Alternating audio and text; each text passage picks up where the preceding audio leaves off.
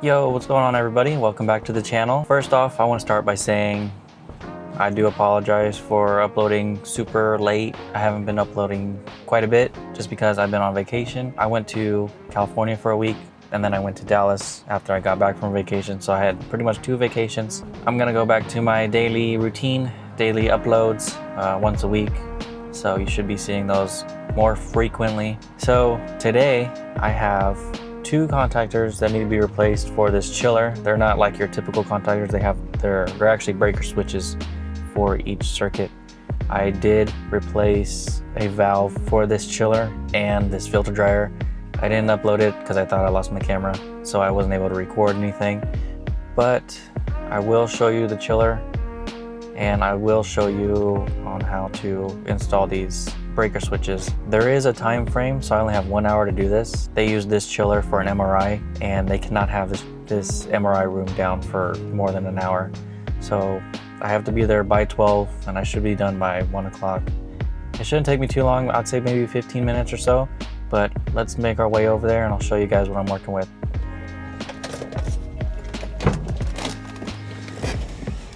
Here we are. This is the place where we need to be, and I'm gonna show you guys what these breaker switches look like. So they're pretty basic. You have this is what they look like, on, off. This is on. This is your auxiliary side. So I don't know what's gonna go here, maybe a crankcase heater or something. So whenever this engages, it'll disengage this, turning off the crankcase heater, and then when this disengages right here, these 3 terminals, this engages, turning on the crankcase heater. And then these just mount to a metal plate that kind of are attached to the unit itself, so that way they just hang. You don't have to actually screw them into the metal like you do on a normal contactor. But yeah, so I have 2 of these. I was actually unaware that I needed to replace these. I was never told I needed to replace these after the valve that I had installed. But let me go show you the chiller.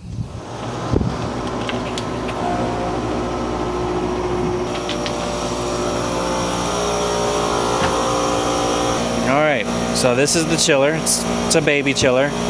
We have all these compartments down at the bottom. This side over here is compressor. This is like the back of the compressor. That's also the back. And same thing on the other side. I haven't opened up the electrical yet. I have yet to see it.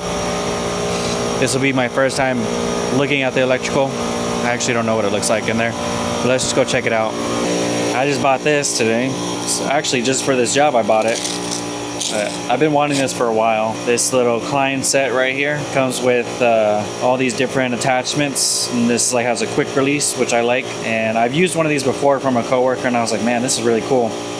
So I bought this specifically because they work really well with these types of breakers. You can't get into this deep socket terminal with this Klein screwdriver because it's too fat. That's why I bought this, just for this reason. And today I get to use it. But let me go and talk with the tenant that looks over this space and let her know that I'm here to replace some parts for this system. So I'll be right back. Okay. I just finished speaking with the tenant. She said I was good to turn it off. It's already about to be 12 o'clock, so I have exactly 1 hour to get this unit back up and running. As you can see, disconnects off. Now I just need to open up this panel down here. So we gotta take these screws off here. I wanna say this is the electrical panel. So this is our controller. Need to find the contactors, or breaker switches. I don't know why I keep calling them contactors. Let's try this door here.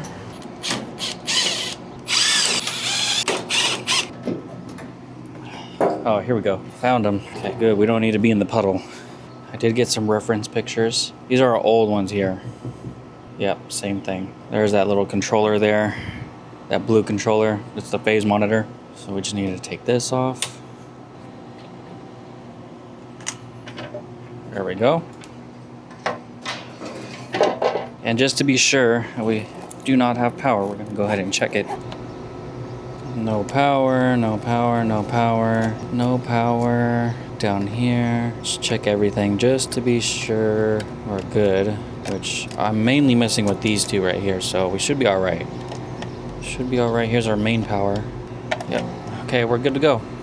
We can start by taking some pictures just to be sure that we're not going to confuse our wires. And then our auxiliaries are on the left side. Our new ones are going to be on the right side. So the guy that monitors this system wirelessly, he told me that I'm going to have to move the wires from here to over here. So we kind of need to tug on the wires a little bit. So we're going to start with one contactor at a time. Start with this one here. All right, so we can pull these out now. Those are free. Those are hot. These breaker switches can be a little tricky sometimes to take out just because some of them don't have like these clips, or you have to do a certain thing to get them out. I'm trying to figure that out right now with this one. Take my flathead here. And there's this little tab underneath. I can't really show you guys. Just pull it down. Let me get the other one. There we go. So it does have the two tabs. So yeah, you just take your flathead and pull them down. Kind of like one of those little TV mounts where you pull the strings down and it lifts up the TV. So that's that. And then we have our two auxiliaries here. We have 430 and 24. We need to figure out which one's gonna go across. There we go. So there's our first auxiliary. And he said to pull some wire. So I'm trying to figure out how he wants me to do that exactly. Oh, there's some extra slack. So let's go ahead and tie this down. There we go. That's in there. Then we have this 430 wire. It just goes to this contactor here. Okay, so the 430. Oh, I see what he did. Okay. Those will sit down here for that other breaker switch. Just take these off. Cables right here. So these go together. Those are already tied in together. And then we'll go ahead and take off this contactor here. We can pull these out.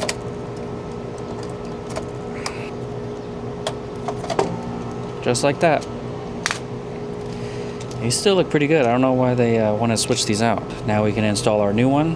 So let's go ahead and do that. We'll put this, let me see if I can pull this out. This is supposed to go to the top, I think. And then we can go ahead and put these back on. Let's go ahead and put that back together. There's a ground first. Slide it through. There we go. And we can just snap this back in place. There we go.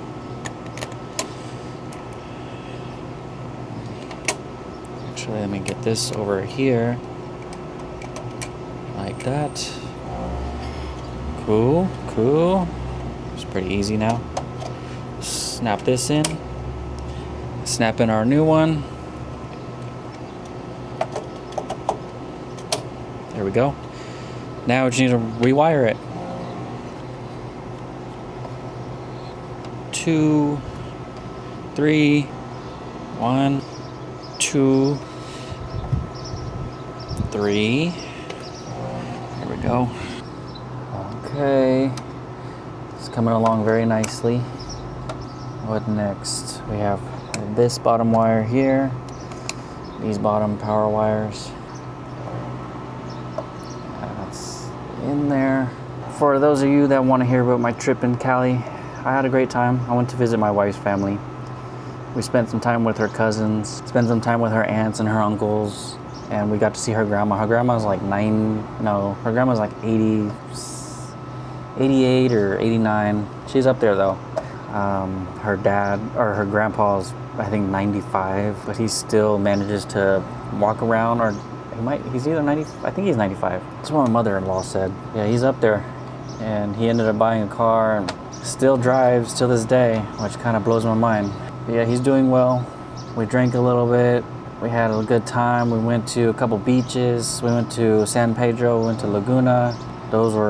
I think San Pedro was probably my favorite just because you had to walk a distance till you actually got to the water, and the water was actually pretty warm. Laguna was super cold. Very nice area though. I like the view whenever you go down the staircase to go to the beach. It's very beautiful. So yeah, that was a good time. Next time I go back, I would like to go to Huntington Beach. I hear Huntington Beach is very pretty too. Last time I went to California, we went to the San Diego beach. That was very nice. Oh, we also went to Long Beach too, this time too. So yeah, we did go to 3 beaches.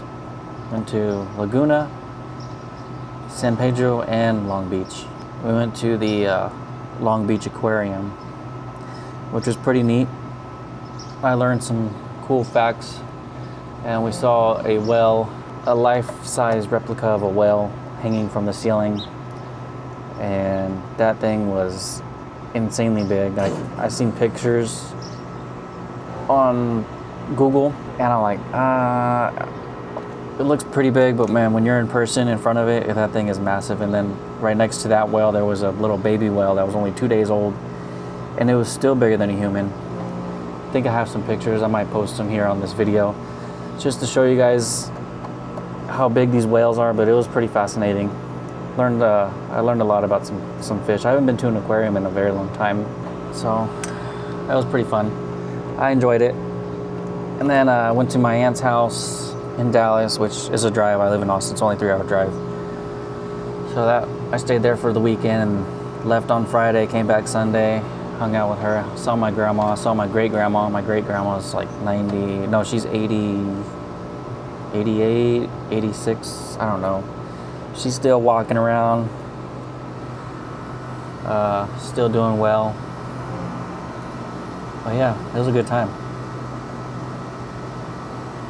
Okay, so now for this wire here, this one needs to go up top and then come down like this. So let me make sure we are doing that right. Yeah, so what the other person did is they slid this over a little bit. They put it in the back like this. I think that's I need my other one again. I think this is the right one. Oh, I missed it. There we go. Okay, and then we're going to stretch this across like this. Put this one down here. Actually tucked it in like this, but that's not working for me right now. There we go. That's in there.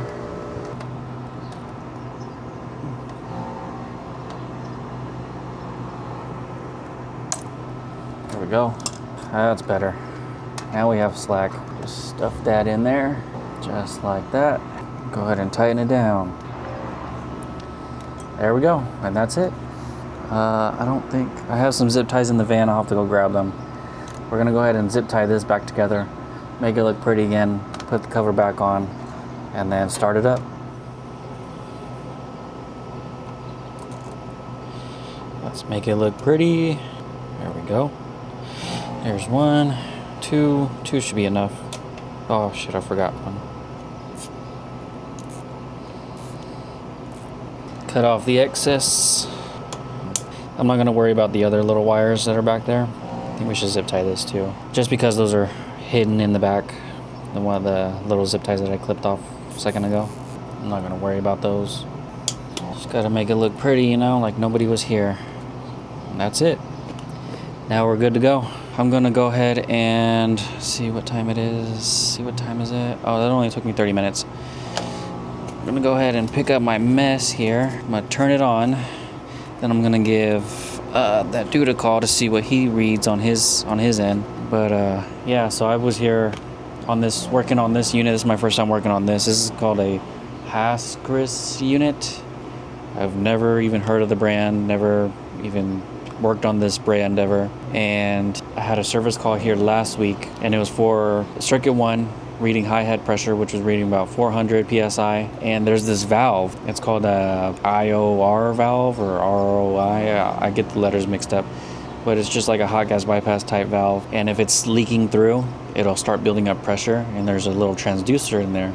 It'll read the pressure that's going through the hot gas bypass, but if there's a leak, if it's seeping through the valve, it'll start building pressure in that valve, and that transducer will read higher than what it's supposed to be actually reading.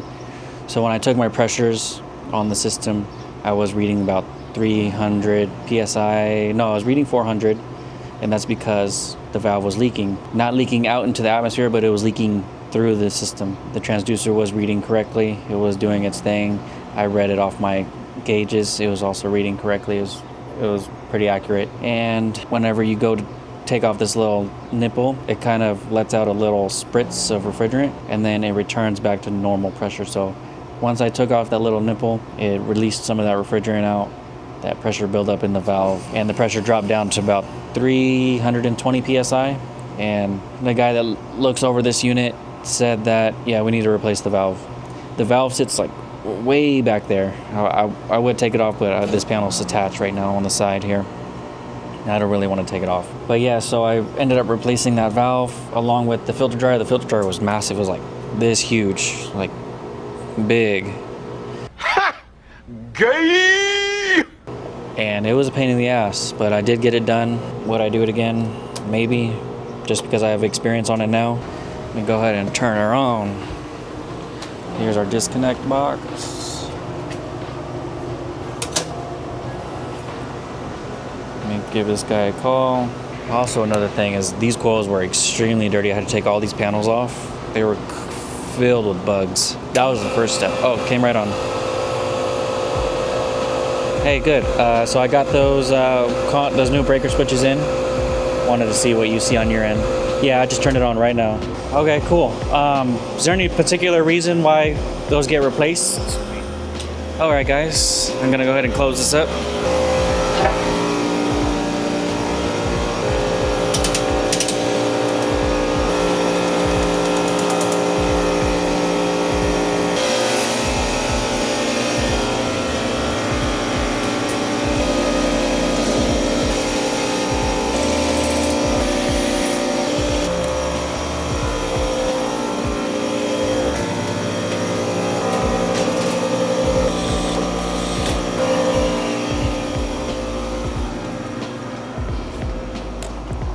Alright, that was pretty easy. Let me explain why they wanted these swapped, because I wasn't really sure. These are pretty good looking contact or breaker switches. They are actually going around, Haskris, the brand, is going around all their units and installing these, because here in Austin or in Texas it's extremely hot, and these run really hot, especially when they're in that cabinet. So they're swapping them out for this different brand, which is what I installed, because they run a lot cooler. And remember earlier, before I even started working on these, I could feel the heat coming out of these. They were really hot to the touch. It wasn't like uncomfortable hot, but they were very hot. So that's why they're replacing all these, just for heat dissipation, really. These are still pretty good breaker switches. I actually don't want to throw them away just because they're still in good condition. Might want to keep them just in case, because you never know. Might want to use these as spares just in case those other ones go bad. So I'm probably going to keep both. That was a pretty easy job. If you guys enjoyed today's video, please drop a like, comment, subscribe, and I will catch you guys in the next service call. Peace.